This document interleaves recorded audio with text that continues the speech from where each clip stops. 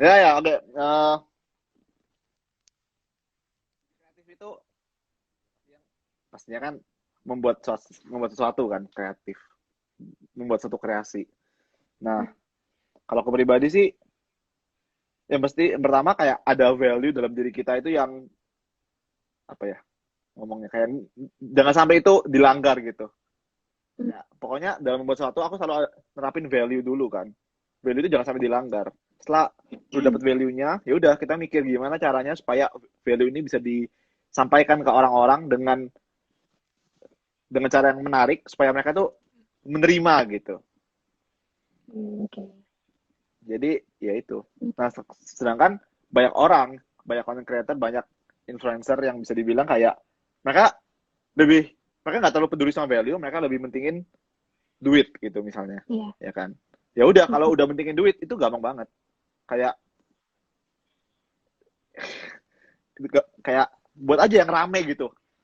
Kita kan tahu kan, maksudnya kita Yang kan tahu kan viral, orang-orang ini yang kan suka viral. yang kayak kayak gimana, yang viral-viral, yang kayak kontroversial. Itu gampang banget.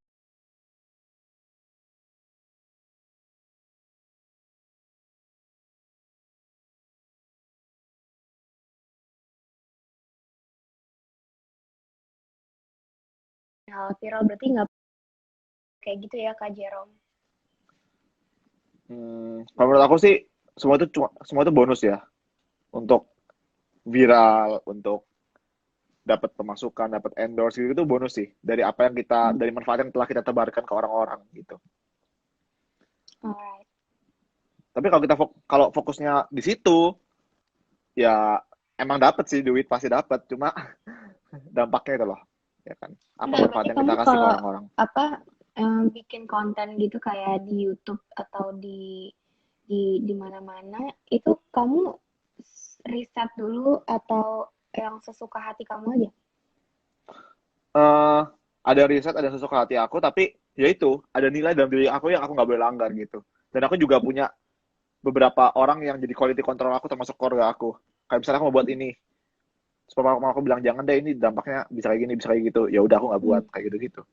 Jadi selalu ada quality controlnya. Jadi sebelum aku upload video, aku udah benar-benar yakin ini oke, ini bagus gitu. Oke, ini bisa diterima lah gitu.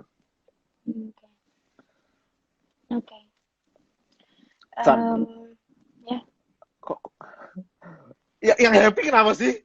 Woi, kesel Iya. aku. Maaf, maaf, aku kurang tidur, friends. Oh Curhat. iya iya. Em, Habis ini tidur lagi. tapi by the way, kayaknya video YouTube kamu yang paling tidak bisa diterima tuh potong rambut sih. Kenapa? Aku kan potong rambut disuruh kamu, hei. Jangan lupa itu. Tapi nggak kayak gitu modelnya. Ya Tapi gimana? Potong tapi rambut. Ya aku dipotongin sama orang yang sama si tapi Takuya. makasih Takuya, thank you Takuya. Jerome sekarang jadi rapi lagi, thank you. Em, Oke, kita next question.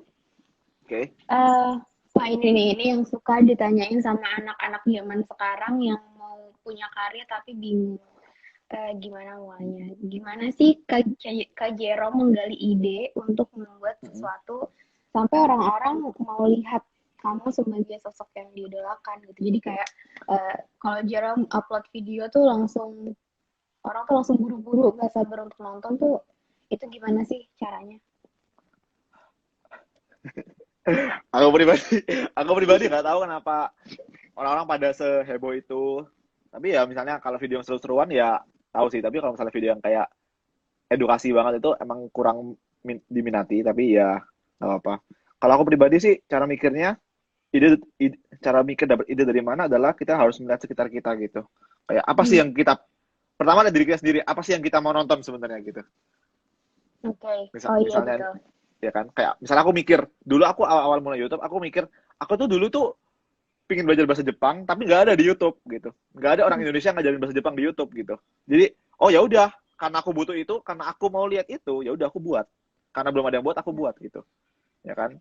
Terus aku juga lihat oh di YouTube itu belum ada yang jelasin mengenai kuliah di Jepang itu kayak gimana gitu. hmm, Ya udah aku buat kuliah di Jepang kayak gimana sih gitu. oke. Awalnya dari aku dulu yang mau lihat gitu, habis itu lama kelamaan kayak banyak orang nanyain aku matematika misalnya, ya udah kalau aku jawabin satu persatu capek gitu.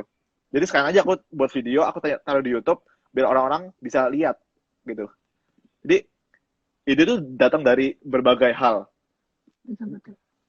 Nah, aku pribadi kadang-kadang aku duduk, aku diem, aku mikir, aku mau buat apa gitu. Kayak Hmm. kayak untuk buat konten itu aku mikir gitu, bukan Asal buat. paham gak sih, ya kan? Ya, Paham. ya aku tahu kamu ngerti lah. Ya aku tahu kamu ngerti. Tapi aku nggak tahu yang lainnya ngerti atau enggak. Tapi gitu sih, maksudnya buat asal buat gitu. Jadi walaupun bikin karya tuh gampang, kita tetap harus mikirin balik lagi ke apakah ini cukup baik untuk dibagiin ke orang lain, apakah ini cukup Ya, punya manfaat atau sebenarnya ini video yang cuman misalkan pamer-pamer atau ngasih hal-hal yang ternyata lebih negatif karena kan kita kalau di sosial media kita nggak pernah tahu range umur yang nonton berapa itu kan macam-macam jadi ya benar-benar harus benar. cerdas-cerdas dalam berkarya. Jadi menurut aku tips dari aku pribadi kalau ditanyain gimana caranya untuk dapat ide dan sebagainya, pertama dari diri kita sendiri, kita mau kayak Hmm. gimana. Yang kedua, ya itu sekitar kita, be sensitif lah. Karena kadang-kadang ide itu muncul dari sekitar kita yang kita kadang-kadang nggak terlalu sensitif gitu, Ya. ya kan? Tapi by the way, sebenarnya balik lagi ke ciri khas kamu sih. Maksudnya kamu tuh punya hal unik yang cuman ada di kamu, yang jadinya kamu bikin konten walaupun kalau orang lain yang buat mungkin akan boring, tapi kalau kamu yang buat jadi kayak seru dan itu kan itu warna kamu gitu loh Jan. Heeh. Aku Terus, nggak muji lo terus barusan. apa? Ya Iya, ya, maksudnya kamu nggak muji em, emang. Ya kan? anak-anak Kan kamu zaman nggak pernah sekarang, muji emang, ya. iya emang enggak. Oke? Iya, Anak-anak zaman emang sekarang enggak. tuh terlalu pengen jadi orang lain sampai mereka lupa bahwa sebenarnya kuncinya bikin karya tuh juga harus punya warna dan ciri khas sendiri gitu. Hmm. Ya, Oke. By the way, aku nanti ya, bakal kasih eh, giveaway ya. itu tadi pertanyaan atau enggak sih? Apa? Harus aku jawab atau enggak? Yang tadi. Enggak, itu aku bilang. Oh ya. Tapi kalau kamu mau jawab nggak apa-apa. Ya kalau aku menurut aku pribadi sih, ya aku di depan kamera itu that's me gitu loh, ya kan? Hmm. Dan aku bersyukurnya orang-orang menerima aku ya kayak gitu gitu, ya kan? Nah, gimana caranya aku ya itu ya kalau bilang meskipun kontennya sama tapi mungkin kalau orang lain yang buat nggak menarik ya itu aku juga nggak tahu gimana caranya karena ya Hmm. aku just